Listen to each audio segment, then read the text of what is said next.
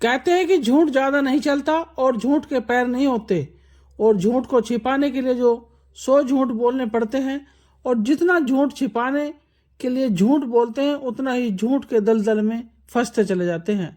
ऐसी घटना में बने फर्जी आईपीएस नटवरलाल अनिल कत्याल और उसके साथी विनोद कपूर को गाजियाबाद पुलिस ने गिरफ्तार कर जेल भेज दिया है।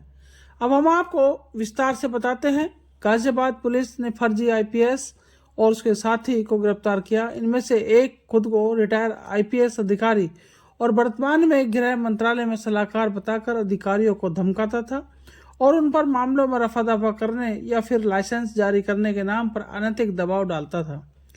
इस कथित रिटायर आईपीएस का नाम अनिल कत्याल है, जिसे दिल्ली के ग्रेटर कैलाश स्थित आवास और उनके साथी विनोद कपूर को गुड़गांव डीएलएफ स्थित आवास से गिरफ्तार किया गया है।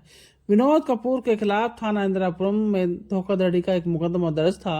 इस मामले में अनिल कत्याल ने पुलिस कमिश्नरेट के अधिकारियों पर दबाव बनाने का प्रयास किया और गाजियाबाद के थाना साहिबाद पुलिस के तेज तर्रार पुलिस टीम ने उसे साथी सहित गिरफ्तार कर सही स्थान पर पहुंचा दिया है। इसको लेकर अतिरिक्त पुलिस आयुक्त दिनेश कुमार पी ने प्रेस कॉन्फ्रेंस करते हुए क्या कुछ बताया, आइए देखते हैं। गाजियाबाद से प्राइम इंडिया न्यूज के संवाददाता गौरव रलन की ये रिपोर्ट। 1979 बैच मणिपुर काडर का अपने आप को दर्शाते हुए एक फर्जी कॉन आर्टिस्ट पकड़े गए हैं, जिनका नाम है अनिल कटियाल और उसके साथ उसके सहयोगी विनोद कपूर। ये दोनों गिरफ्तार किए गए हैं। घटना यह है कि विनोद कपूर के खिलाफ एक एफआईआर इंदिरापुरम में दर्ज हुआ था। उस एफआईआर में वैधानिक कार्रवाई की जा रही थी। उससे बचाव करने के लिए अनिल कटियाल अपने को फर्जी आईपीएस ऑफिसर कहते हुए केंद्रीय गृह मंत्रालय में सलाहकार के रूप में वर्तमान में तैनात और पूर्व में आईबी में भी कार्यरत रहे, ऐसे माहौल बना के विवेचनाधिकारी और थानाध्यक्ष और साथ साथ अन्य सीनियर अधिकारियों को दबाव में लेके उनको धमका के मुकदमे की धमकी देते हुए एक ठगी का घटना करने की कोशिश किया है और काफी एविडेंस के साथ ये गिरफ्तार भी हुए हैं। इनके फोन से काफी इंक्रिमिनेटिंग एविडेंस भी मिला है, जो पूर्व में दिल्ली की सीनियर पुलिस ऑफिसर, हरियाणा की senior police officer, excise department Delhi की अधिकारीगण, केंद्रीय जो एक्सटर्नल अफेयर्स मिनिस्ट्री में भी काफी सारे इन्होंने इस तरह से घटनाक्रम कारित करने की सबूत मिली है। इन लोगों को गिरफ्तार करके न्यायिक हिरासत में भेजा जा रहा है। आगे भी इनकी फोन से, इनकी बैंक डिटेल से और इनकी सीडीआर और आईपीडीआर एनालिसिस से आगे भी इन्होंने कितने घटनाएं किए हैं, कितने लोगों को इन्होंने ठगा और कहां कहां इन्होंने वसूली की है, इस संबंध में जानकारी करके कार्रवाई की जा रही है। ये अनिल कटियाल दिल्ली के रहने वाले हैं।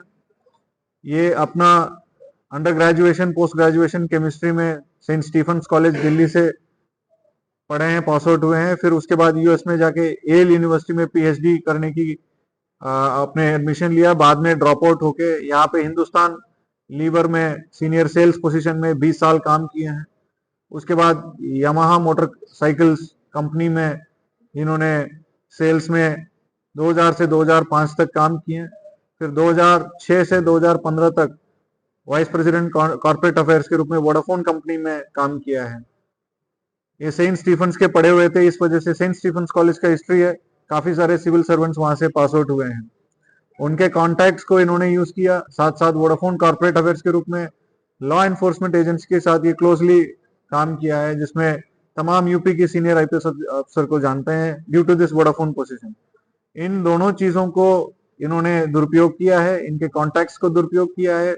खुद को 1979 बैच का आईपीएस ऑफिसर मणिपुर काडर का रिटायर्ड बताते हुए काफी सारे लाइसेंसिंग और दलाली में इन्वॉल्व हुआ है। अफसर को भी ठगा है और पब्लिक को भी ठगा है। सर, लगभग कितने अधिकारियों को उन्होंने प्रभाव में लेकर अब तक कितने की ठगी कर दी है? देखिए, प्रभाव में इनको कई सारे अधिकारियों के नाम ये खुद नेम ड्रॉपिंग करते थे और वर्तमान में भी टच में है। किसी अधिकारी का नाम पीसी में लेना उचित नहीं है, क्योंकि वो खुद एक तरह से विक्टिम है।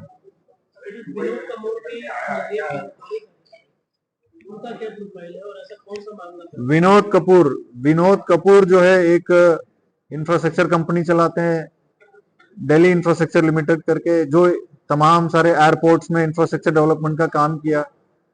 इनके जो कांटेक्ट है, बीच में गुरविंदर सिंह, जो दुबई से रेफरेंस मिला है, और गुरविंदर सिंह के रेफरेंस से राज सहानी, जो वहां का इंफ्रास्ट्रक्चर फर्म चलाते हैं, अभी दुबई के जेल में $100 मिलियन की घोटाला में बंद है। वहां का जो सरकार ने उनके और उनके बेटे के खिलाफ लोकल वहां का एनएसए के तहत उनको बंद किया है। $100 मिलियन के तहत, मतलब फर्जी, वहां पे भी इन्होंने फर्जी किया है। उसके कांटेक्ट में ये सब थे, और उनको छुड़ाने के लिए भी वहां मदद मिल जाए, वहां एक्सटर्नल मिनिस्ट्री एम्बेसी में, उसके लिए भी इसने प्रयास किया। ऐसे कुछ इंक्रिमिनेटिंग एविडेंस मिला है। तो कुल मिला के एक क्लाउड सा बना के काम करता था, कॉन आर्टिस्ट का काम करता है। ये अपने को आईपीएस अधिकारी बताते हुए तमाम केंद्र मंत्रालय, विदेश मंत्रालय, local police, Delhi police, Gurgaon police तक इन्होंने अपने गलत पहचान बताते हुए इन्होंने लोगों को बेवकूफ बनाया। इन्होंने मैसेजिंग के लिए विदेश मंत्री का भी नाम का इस्तेमाल किया है, स्टैटिस्टिक्स से जोड़कर। क्या कुछ एविडेंसेस ऐसे कॉर्पोरेट हो रहे हैं, और अगर हो रहे हैं तो फिर क्या एमईए को भी इंफॉर्मेशन भेजी गई है? इनके जो फोन से रिकवरी जितने भी हुई है, उसमें से कुछ एविडेंसेस ऐसे भी हैं जो अपने को सेंट स्टीफेंस का 2 साल सीनियर के रूप में बताते हुए, जो विदेश मंत्री जी का नाम लेते हुए उनसे अपॉइंटमेंट दिलाने की एमईए को मेल भेज रहा है, और मेल भेज के जिनकी राहत देना है, जो सहानी कंपनी को, उससे पैसे की डिमांड करने की भी सबूत मिली है। हालांकि ये सब शुरुआती विवेचना में इतने निकल के आए हैं। हो सकता है और हम लोग इन्वेस्टिगेशन गहराई करें तो और भी चीजें